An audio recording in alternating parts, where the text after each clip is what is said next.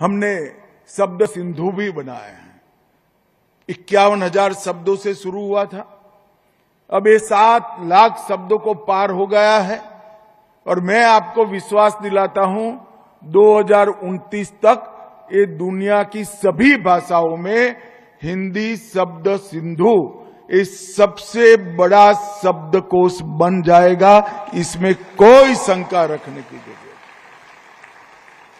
और इस शब्दकोश के माध्यम से हमने हिंदी को लचीली बनाना भी शुरू किया है।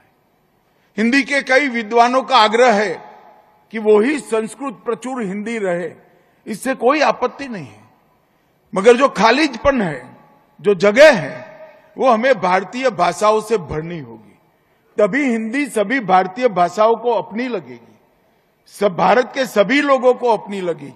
और हिंदी को बोलचाल की भाषा तभी बना सकते हैं जब हिंदी लचीली बने। अगर रेलवे स्टेशन को मैं अग्नि रथ विराम स्थान कहता हूं तो किसी की समझ में नहीं आएगा। कोई बात नहीं भाई, हिंदी का दिल बड़ा है, हमारा दिल भी बड़ा है, भारतीयों का दिल बड़ा है। शब्द सिंधु में रेलवे स्टेशन शब्द को हम स्वीकार कर ले और आगे बढ़ जाए।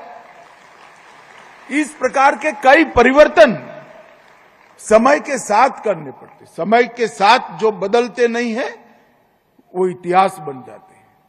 और मैं मानता हूं हमारी भाषा इतिहास नहीं बनेगी, हमारी भाषा इतिहास है ही, वर्तमान भी है और भविष्य भी हमारी भाषाओं का। और इसलिए शब्द सिंधु का ये जो प्रयोग है हमारा, इस शब्द सिंधु का प्रयोग हिंदी को बहु उपयोगी बनाने वाला है, हिंदी को लचीली बनाने वाला है और हिंदी को लोकभोग्य बनाने वाला है।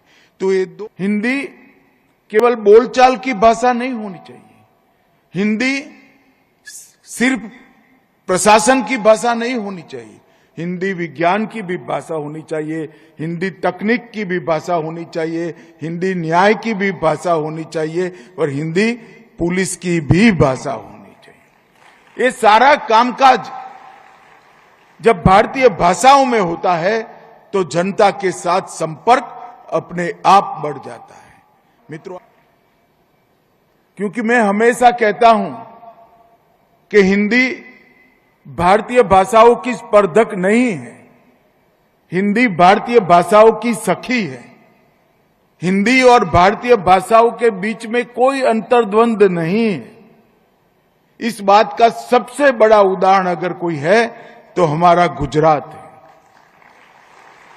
आप सभी जानते हैं कि गुजरात हिंदी भाषी राज्य नहीं है, यहां के राज्य की भाषा गुजराती है।